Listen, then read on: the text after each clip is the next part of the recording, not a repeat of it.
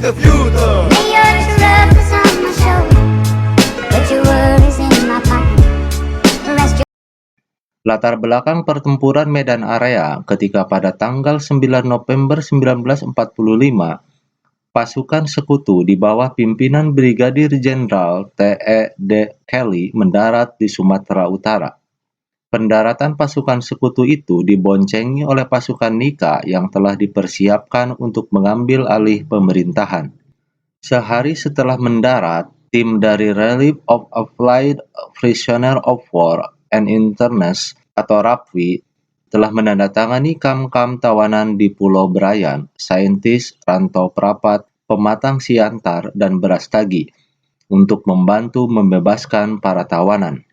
Puncaknya ketika terjadi insiden di Jalan Bali, Medan, pada tanggal 13 Oktober 1945. Insiden ini berawal dari ulah seorang penghuni hotel yang merampas dan menginjak-injak lencana merah putih yang dipakai oleh salah seorang yang ditemuinya. Akibatnya hotel tersebut diserang dan dirusak oleh para pemuda. Pada tanggal 1 Desember 1945, pihak sekutu memasang papan-papan yang bertuliskan Fixed Boundaries Medan Area di berbagai sudut pinggiran kota Medan. Pihak Inggris bersama Nika melakukan aksi pembersihan terhadap unsur-unsur Republik yang berada di kota Medan.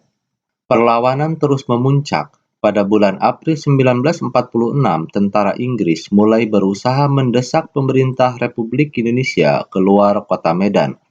Gubernur Markas Divisi TKR, Wali Kota RI, pindah ke Pematang Siantar. Dengan demikian, Inggris berhasil menguasai kota Medan. Pada tanggal 10 Agustus 1946, di tebing tinggi diadakan suatu pertemuan antara komandan-komandan pasukan yang berjuang di Medan Area. Pertemuan memutuskan dibentuknya satu komando yang bernama Komando Resimen Laskar Rakyat Medan Area, yang dibagi atas 4 sektor dan bermarkas di Sudi Mengerti, Trepes. Di bawah komando inilah mereka meneruskan perjuangan di Medan Area.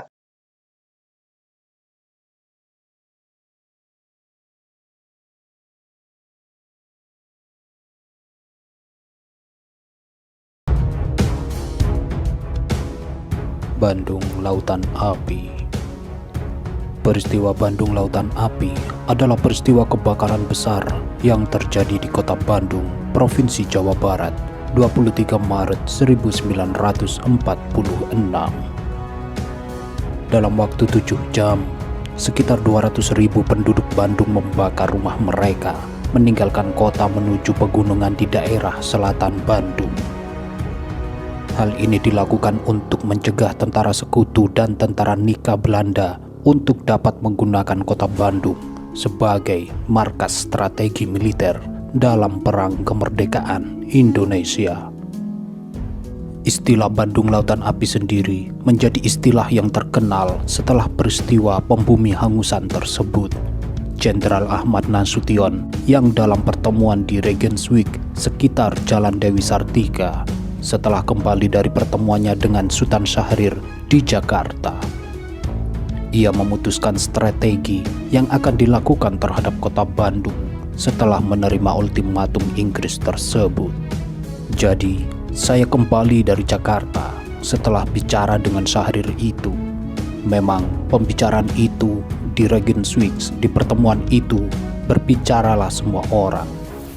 Nah, di situ timbul pendapat dari Rugana, komandan polisi militer di Bandung. Dia berpendapat, mari kita bikin Bandung Selatan menjadi lautan api, yang dia sebut lautan api, tetapi sebenarnya lautan air. Ahmad Nasution, 1 Mei 1997. Istilah Bandung Lautan Api muncul pula di Harian Suara Merdeka, tanggal 26 Maret 1946. Seorang wartawan muda saat itu, yaitu Aceh Bastaman, menyaksikan pemandangan pembakaran Bandung dari Bukit Gunung Letik di sekitar Pamengpe, Garut. Dari puncak itu, Aceh Bastaman melihat Bandung yang memerah dari Cicadas sampai dengan Cimindi. Setelah tiba di Tasikmalaya, Aceh Bastaman dengan bersemangat segera menulis berita dan memberi judul Bandung Jadi Lautan Api. Namun karena kurangnya ruang untuk tulisan judulnya, maka judul pun diperpendek menjadi Bandung Lautan Api. Sedikit kisah yang melatar belakangi istilah Bandung Lautan Api. Kala itu, pasukan Inggris bagian dari Brigade McDonnell tiba di Bandung pada tanggal 12 Oktober 1945. Sejak semula, hubungan mereka dengan pemerintah Republik Indonesia sudah tegang. Mereka menuntut agar semua senjata api yang ada di tangan penduduk, kecuali TKR, diserahkan kepada mereka. Orang-orang Belanda yang baru dibebaskan dari kamp tawanan mulai melakukan tindakan-tindakan yang mulai mengganggu keamanan. Akibatnya, bentrokan bersenjata antara Inggris dan TKR tidak dapat dihindari. Malam tanggal 21 November 1945, TKR dan badan-badan perjuangan melancarkan serangan terhadap kedudukan-kedudukan Inggris di bagian utara, termasuk Hotel Homan dan Hotel Prinker yang mereka gunakan sebagai markas. 3 hari kemudian, McDonnell menyampaikan ultimatum kepada Gubernur Jawa Barat agar Bandung Utara dikosongkan oleh penduduk Indonesia, termasuk pasukan bersenjata.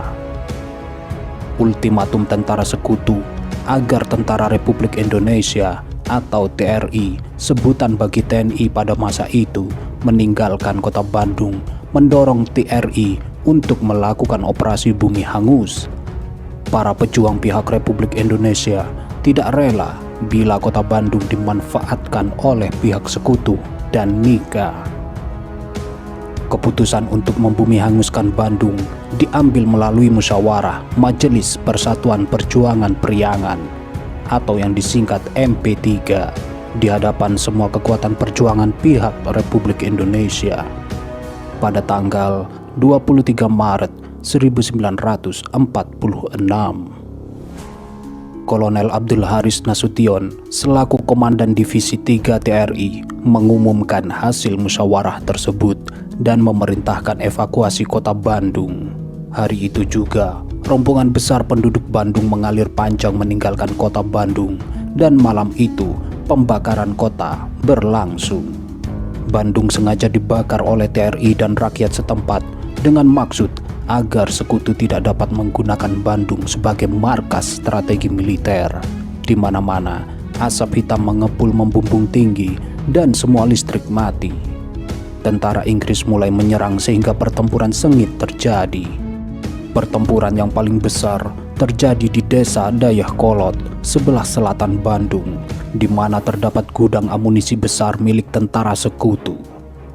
Dalam pertempuran ini, Muhammad Toha dan Ramdan, 2 anggota milisi BRI, Barisan Rakyat Indonesia, terjun dalam misi untuk menghancurkan gudang amunisi tersebut. Muhammad Toha berhasil meledakkan gudang tersebut dengan dinamit. Gudang besar itu meledak dan terbakar bersama kedua milisi tersebut di dalamnya. Staf pemerintahan kota Bandung pada mulanya akan tetap tinggal di dalam kota, tetapi demi keselamatan mereka, maka pada pukul 9 malam itu juga ikut dalam rombongan yang mengevakuasi dari Bandung. Sejak saat itu, kurang lebih pukul 24 atau tengah malam, Bandung Selatan telah kosong dari penduduk dan TRI. Tetapi api masih membumbung membakar kota, sehingga Bandung pun menjadi lautan api. Pembumi hangusan Bandung tersebut dianggap merupakan strategi yang tepat dalam perang kemerdekaan Indonesia, karena kekuatan TRI dan milisi rakyat tidak sebanding dengan kekuatan pihak sekutu dan NIKA yang berjumlah besar. Setelah peristiwa tersebut, TRI bersama milisi rakyat melakukan perlawanan secara gerilya dari luar Bandung. Peristiwa inilah yang mengilhami lagu Halu Halu Bandung yang nama penciptanya masih menjadi bahan perdebatan. Beberapa tahun kemudian, lagu Halu-Halu Bandung secara resmi ditulis menjadi kenangan akan emosi yang para pejuang kemerdekaan Republik Indonesia alami saat itu, menunggu untuk kembali ke kota tercinta mereka yang telah menjadi lautan api.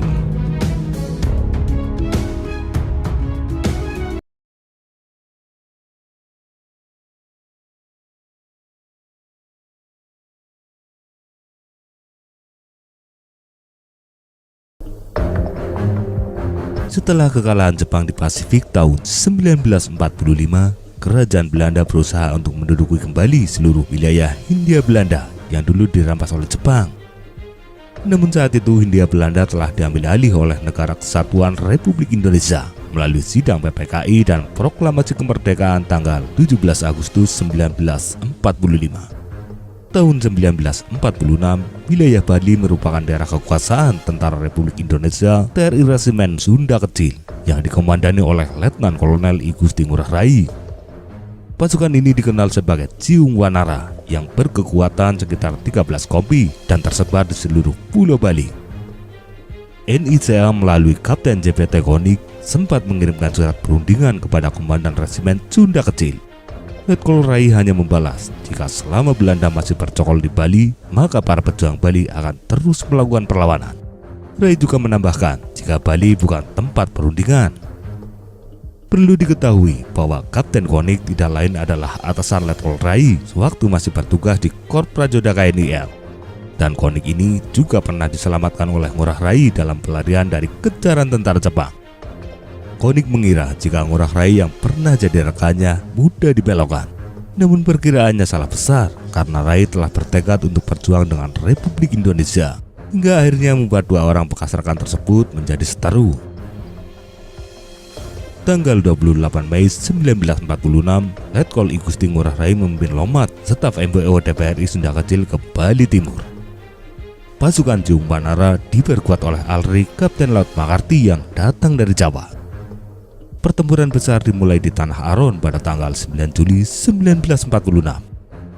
Dalam pertempuran tersebut, pasukan NICA mengalami kerugian yang cukup fatal, yaitu kehilangan 82 prajurit, sementara TRI hanya kehilangan 1 prajurit.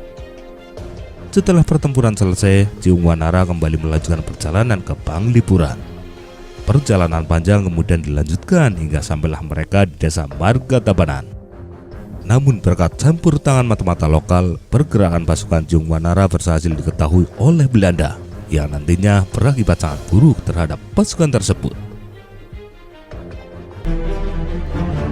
Tanggal 18 November, Letkol Ngurah Rai memberi perintah kepada prajuritnya untuk melakukan serangan terhadap kantor polisi KNIL di Tabanan. Menjelang tengah malam, TRI Sunda Kecil dan Laskar Rakyat melakukan serangan mendadak di kantor polisi KNIL. Satu detasemen polisi tidak berdaya menghadapi gempuran Ciung Wanara dan akhirnya menyerah begitu saja. TRI berhasil merampas banyak persenjataan dan juga berhasil membawa lari komandan polisi Wagimin yang ternyata bersimpati kepada para pejuang. Mendapati laporan serangan di kantor polisi, Belanda segera mengerahkan militernya untuk melakukan serangan balasan, termasuk menerjunkan pasukan Gajah Merah yang di dalamnya terdapat Kapten Konik. Tanggal 19 November, Brigade Y Gajah Merah di bawah komando Kolonel F. Molitor tiba di pos Perean, Baha, Kediri, Tabanan, Penebel, dan Jatiluwi untuk mencapai Desa Marga dengan rencana utama untuk mengepung, menghancurkan, serta menyekat pelarian TRI. Letkol Rai yang pernah menjadi intelijen sekutu tahu betul akan bahaya yang akan datang. Ia kemudian memerintahkan pasukan untuk meninggalkan Desa Marga dan kembali ke daerah masing-masing. TRI hanya menyisakan 95 prajurit untuk tetap berada di desa tersebut. Tanggal 20 November sekitar pukul 5.30 pagi, pasukan Belanda mulai berdatangan di Desa Marga. Sekitar pukul 8 pagi, pasukan Belanda mulai melancarkan serangannya terhadap TRI di Desa Marga. Pertempuran berlangsung sengit sehingga Belanda tidak bisa bergerak lebih jauh. Pasukan Belanda yang berjumlah sekitar 20 orang mendekat dari arah barat laut. Ciung Wanara berhasil menyergap pasukan tersebut dan menewaskan 17 prajurit. Belanda kemudian melakukan serangan dari berbagai arah, namun tidak berhasil menghancurkan pertahanan Ciung Wanara. Alih-alih menerobos pertahanan TRI, Belanda justru berhasil dipukul mundur dan dipaksa menghentikan serangan selama 1 jam. Penghentian serangan dimanfaatkan sebaik-baiknya oleh Letkol Rai untuk meloloskan diri dari kepungan. Namun upaya TNI terhenti ketika Belanda mendatangkan pesawat pembom yang segera menghujani mereka dengan bom-bom maut. Untuk terakhir kalinya, Letkol Ngurah Rai menyerukan puputan yang segera dijawab serta oleh pasukan Ciung Wanara.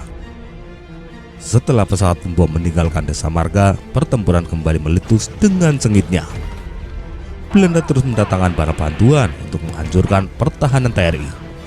Tidak terhitung lagi jumlah peluru artileri yang menghujani pasukan Ciung Wanara. Korban di kedua belah pihak juga terus berjatuhan. Pasukan Ciung Wanara semakin terdesak hingga mundur ke arah persawahan yang minim perlindungan. Dengan amunisi yang kian menipis, pasukan Ciung Wanara yang tersisa terus bertahan, hingga akhirnya Belanda berhasil menghentikan segala upaya perlawanan mereka. Sekitar pukul 5 sore pertempuran berakhir. Pasukan Belanda kemudian mulai menyisir desa marga. Bisa dipastikan jika seluruh prajurit Ciung Wanara gugur semuanya. Belanda membawa tawanan yang tertangkap sebelumnya untuk mengidentifikasi para prajurit Ciung Wanara, termasuk menemukan komandan Sunda Kecil. Letkol Ngurah Rai diketemukan telah gugur dengan luka tembakan di kepala. Kini Belanda bisa sedikit bernapas lega karena perlawanan TNI yang cukup merugikan dapat dihancurkan. Pertempuran Margarana menyebabkan jatuhnya korban yang tidak sedikit. TNI kehilangan seluruh pasukan yang berjumlah 95 orang ditambah Letkol I Gusti Ngurah Rai. Namun tidak disangka, ternyata Belanda kehilangan banyak sekali prajurit, bahkan hingga mencapai 400 orang.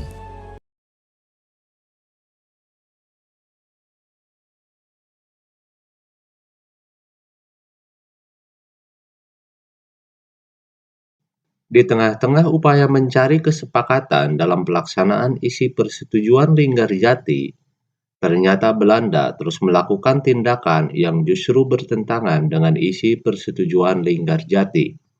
Di samping mensponsori pembentukan pemerintahan boneka, Belanda juga terus memasukkan kekuatan tentaranya. Belanda pada tanggal 27 Mei 1947 mengirim nota ultimatum yang isinya antara lain sebagai berikut. 1. Pembentukan pemerintahan federal sementara, pemerintahan darurat secara bersama. 2. Pembentukan Dewan Urusan Luar Negeri. 3. Dewan Urusan Luar Negeri bertanggung jawab atas pelaksanaan ekspor, impor, dan devisa. 4. Pembentukan pasukan keamanan dan ketertiban bersama. Pembentukan pasukan gabungan ini termasuk juga di wilayah Republik Indonesia. Pada prinsipnya, Perdana Menteri Syahrir dapat menerima beberapa usulan, tetapi menolak mengenai pembentukan pasukan keamanan bersama di wilayah Republik Indonesia. Tanggal 3 Juli dibentuk kabinet baru di bawah pimpinan Amir Syarifuddin yang juga tetap menolak pembentukan pasukan keamanan bersama di wilayah Republik Indonesia. Pada tanggal 21 Juli 1947, pihak Belanda melancarkan aksi polisional mereka yang pertama, yang dikenal dengan nama Agresi Militer Belanda I, untuk menguasai daerah-daerah yang kaya dengan sumber daya alam. Pada tanggal 30 Juli 1947, pemerintah India dan Australia mengajukan permintaan resmi agar masalah Indonesia-Belanda dimasukkan dalam agenda Dewan Keamanan PBB. Permintaan itu diterima baik dan dimasukkan dalam agenda sidang Dewan Keamanan PBB. Tanggal 1 Agustus 1947, Dewan Keamanan PBB memerintahkan penghentian permusuhan kedua belah pihak dan mulai berlaku sejak tanggal 4 Agustus 1947.